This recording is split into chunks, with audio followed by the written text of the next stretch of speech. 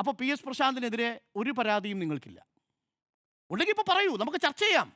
ഞാൻ ചർച്ച ചെയ്യാൻ തയ്യാറായിട്ടാണ് വന്നേക്കുന്നത്. ഈ തിരുവിതാംകൂർ ദേവസ്വം ബോർഡ് ഈ സ്വർണ്ണക്കവചം പൂശുന്നതുമായി ബന്ധപ്പെട്ട് എടുത്ത നടപടിക്രമങ്ങളിലെ വീഴ്ച ചൂണ്ടിക്കാട്ടു. ഒരു വീഴ്ച ഞാൻ തന്നെ ചൂണ്ടിക്കാട്ടി. ആ വീഴ്ചയാണ് കോടതിയും ചൂണ്ടിക്കാട്ടിയത്. ഹൈക്കോടതിയുടെ ദേവസ്വം കമ്മീഷണർ, ഹൈക്കോടതിയുടെ കമ്മീഷണർ, സ്പെഷ്യൽ കമ്മീഷണർ ആ വിവരം നേരത്തെ അറിയിച്ചില്ല. പക്ഷേ ചെന്നൈയിലേക്ക് കൊണ്ടുപോകുന്നതിന് തൊട്ട് മുമ്പ് അറിയിച്ചു.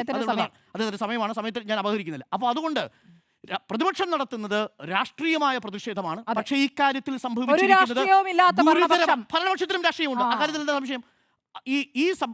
ഇതിൽ സംഭവിച്ചിരിക്കുന്ന വീഴ്ചയ്ക്ക് ഉത്തരവാദികളായവരെ SITയുടെ അന്വേഷണത്തിൽ കൊണ്ടുവരിക എന്നുള്ളതാണ് വേണ്ടത്.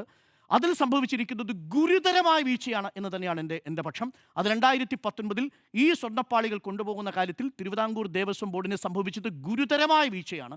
അവിടുത്തെ എക്സിക്യൂട്ടീവ് ഓഫീസറെ നിയന്ത്രിക്കാൻ ആളില്ല, അഡ്മിനിസ്ട്രേറ്റീവ് ഓഫീസറെ നിയന്ത്രിക്കാൻ ആളില്ല, അൺഅക്കൗണ്ടബിളാക്കി സംവിധാനം വെച്ചു.